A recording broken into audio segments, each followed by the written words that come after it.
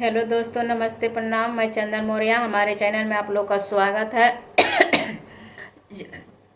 जो लोग नए हैं हमारे चैनल को सब्सक्राइब करिए, जो लोग पुराने हैं हमारे चैनल को फुल वॉच करिए और लाइक शेयर कमेंट करिए। आप लोग कहाँ से देख रहे हैं, मेरा गाना कैसा लग रहा है, मैं आगे सुधार करूँगी।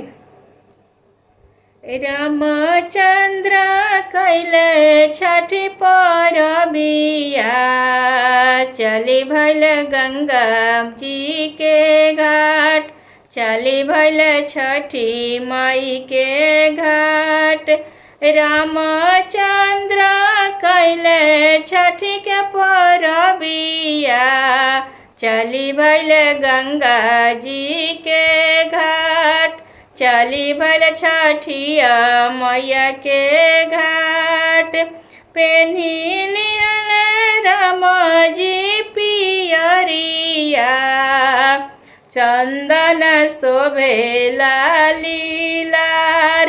पेन्ही लिहल राम जी पियरिया, चंदन शोभेला लीलार, चंदन शोभेला लीलार। सीता जी के गोदी में बालकवा, दौरा लहसता जाए। सीता जी के गोदी में बालकवा, दौरा लहसता जाए, दौरा लहसता जाए। सबके दौरवा सूरज बाबा, दिहल घाटे पहुँचाए, दिहल घाटे पहुँचाए।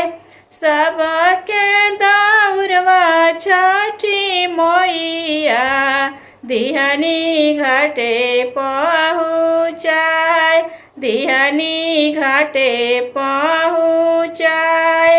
बाझिन के दौरवा छठी मैया, बाटे घर ही तवाए, बाटे घर ही तवाए। बाझिन के दौरवा सूरज बाबा, बाटे घर ही तवाए, बाटे घर ही तवाए। सासु मोरो मरली छठिया मैया, ननदी खूब गरियाए। सासु मोरो मारे छठिया मैया, ननदी खूब गरियावे।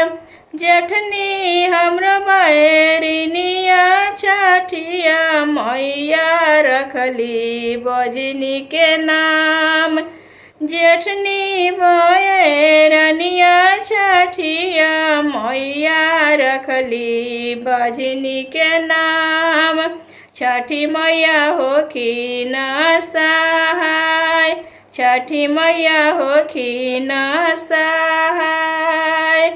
मन परल बजनी के नाम, परल बजनिया के नाम। आदित्य देव होखी न सहाय, आदित्य बाबा होखी न सहाय। परल बजनिया के नाम, चुप खमरती तिवहिया, बुझब दर्द तोहार। चुप रह पवनई तीन तिवहिया, बुझब दुख तोहार, बुझब दुख तोहार। तोहरा के देबो हम तोहरा के देबो हम तिवहिया, गजाधर ऐसन पूत। तोहरा के देबो हम तिवहिया, गजाधर ऐसन पूत। सासु तोर दूल नदिया नची है तोहार, नदिया नची है तोहार। जेठनी तोर बैरनिया ती वही करी है बबुआ से प्यार, करी है ललना से प्यार।